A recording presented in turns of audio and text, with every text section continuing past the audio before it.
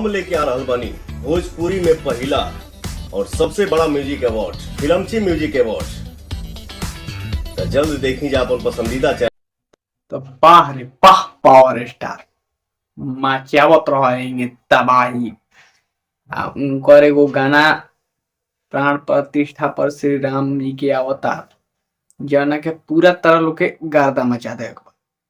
ये गाना अपना धुन चैनल यूट्यूब चैनल पर गाना आवता।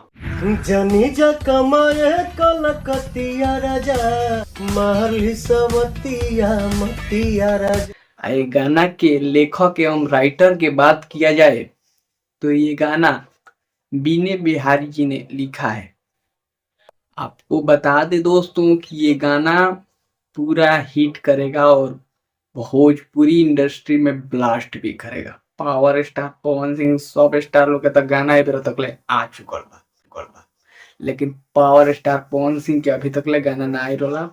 तक गाना आइल बा ता लोग देखे के मिली।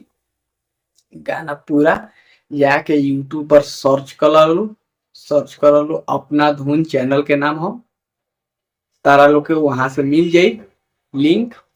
अपन सर्च करके देखा लो। इंस्टाग्राम पर बड़ी तबाही नजर तो भोजपुरी इंडस्ट्री के पावर स्टार जो कि इस बार ऐसा तबाही मचावे के बाद कि पूरा उनका एगो मूवी आवता जाना मूवी में खुद पागल के रोल कैले बने पावर स्टार वो तार लोग के देखे के मिली जो उनकी पूरा हेवी मूवी बनी।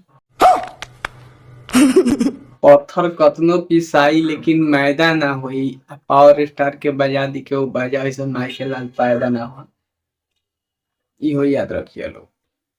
पूरा तबाही मचाई है। पावर स्टार मूवी भी